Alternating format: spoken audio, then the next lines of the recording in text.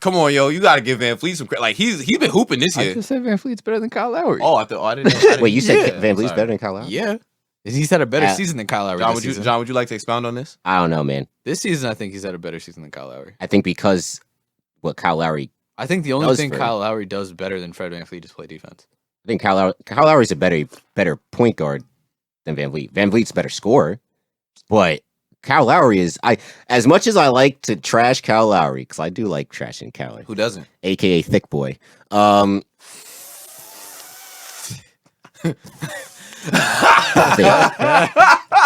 Like, you hold up a picture of cold... You hold up a picture of cold peanut butter. No, cold peanut butter.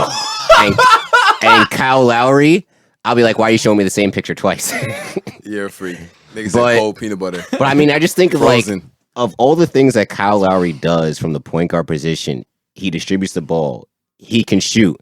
He's not afraid to take charges. He plays defense. And I'm not saying Van Vliet doesn't do any of those things. I just think Kyle Lowry, aside from the scoring part, I think Kyle Lowry does the three other things better.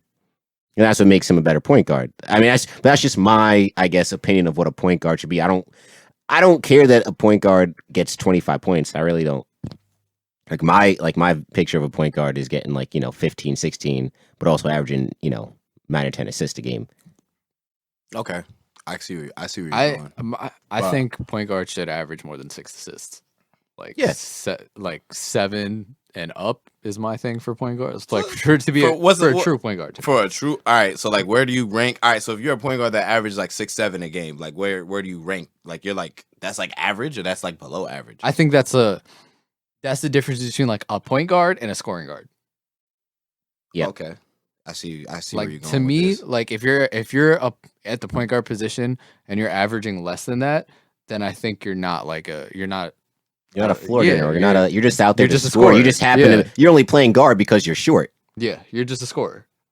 Like that's Lou Will, and Lou Will could pass, but like he's short. He playing the 2 because he gets buckets. True. Like passing is not his like main thing.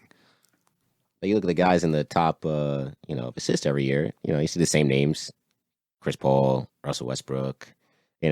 Although with Russ, it's a little bit shaky sometimes because I honestly don't think he's a floor general like how CP is, where he's finding guys. It's like he doesn't pass him open. He just happens to find the open guy because they triple teamed him when he drove in the paint. Russ is like, if y'all ever played 2K, it's like when you get takeover, and like that's Russ. He's just, I would consider him a floor general, but not like a conventional one.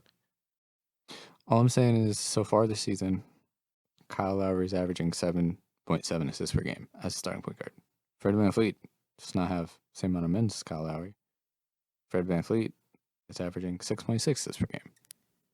Is Lowry? Fred is tough though. Fred is tough. I'm not saying Fred is tough. Fred is tough. And again, with those minutes, and Kyle Lowry only averages 2 more points than him. What's the is Van Vliet's coming off the bench for them, right? I think he's so that's probably why he's probably the focal point of the offense when he's on the. Whereas when Lowry's still averaging 1 assist less in less minutes, that's kind of that's like really good. It is. I'm not saying Van Vliet is bad. I'm not saying that you're saying that. I'm just saying that Fred VanVleet has been having a breakout. I think that he's been better than Kyle Lowry. This season, I think just off of an eye test, you could say that Fred is eye test, yeah. Eye test, I think. In terms of stats, I guess. Nah, I don't watch enough Raptors basketball to know. I've only seen them twice, and that's because they went to Barclays. But yeah, I'm just talking about from the games that I've seen when they played the Knicks. Fred be hooping, and I'm talking in the game on Christmas when they played the Celtics. Yeah, this nigga Fred.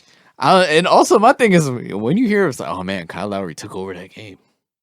But it's I can't. I'm not gonna shit on Kyle Lowry because at the end of the day, this nigga was a focal point and then winning the ring. But wasn't. He finally did his thing in the playoffs. Yeah, he did. Yeah. I'm about to say he definitely. I'm still gonna slander him regardless. Yeah, but like he gonna get his credit. We remember him going out that in that Cavs game, going back to the locker room. We all remember that. Yeah, for sure.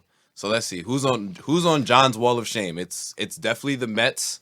Dak Prescott, and Kyle Lowry. Killing Kyle Lowry. No, you ever see that video with the dude? Oh yeah, Killing Kyle Lowry. I'll give you 5 points. I'll give you 5 points.